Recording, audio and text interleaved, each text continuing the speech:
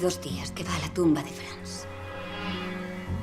A lo mejor es un amigo francés de antes de la guerra. Bienvenido. ¿Y conoció a Franz? Ce que j'ai aimé dans cette histoire, c'est qu'elle m'a semblé toujours très moderne.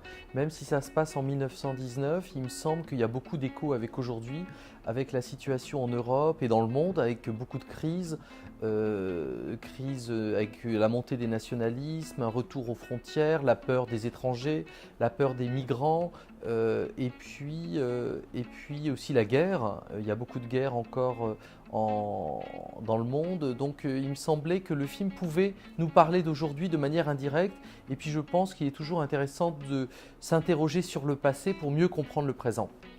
Moi, ça m'intéressait effectivement d'interroger les notions de vérité et de mensonge dans un cadre historique dramatique.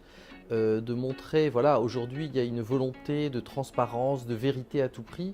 Il me semblait intéressant de montrer que parfois le mensonge qui est une fiction, peut faire du bien, comme le cinéma fait du bien. Le cinéma aussi est un mensonge, et j'avais envie de montrer que voilà, peut-être que pour cette famille allemande, ne pas connaître la vérité allait leur permettre de finir leur vie de manière heureuse. Est-ce que c'est bien, est-ce que c'est mal? Je ne sais pas. Je pose la question, mais c'est ça qui m'intéresse. Alors Pierre Ninet, c'était assez évident parce que c'est un acteur français très talentueux qui est très aimé des jeunes filles en France, donc c'était parfait pour le rôle.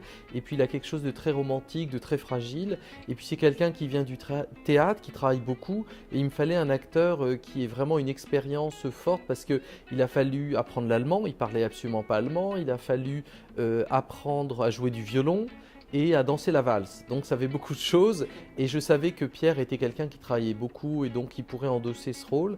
Pour Paula, je ne la connaissais pas, je cherchais une jeune actrice allemande et j'avais demandé à ma casting directrice, je cherche une jeune Romy Schneider, un peu comme dans Sissi.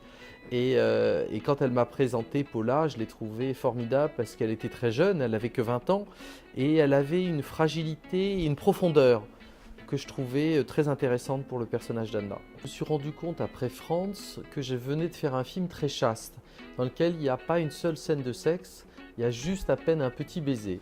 Et donc je me suis dit, le prochain film, il faut qu'il soit très sexuel, donc le prochain film sera un thriller érotique. ¿Qué efecto tendría la verdad? Todavía más dolor, más lágrimas. ¿Qué siente por ese joven francés?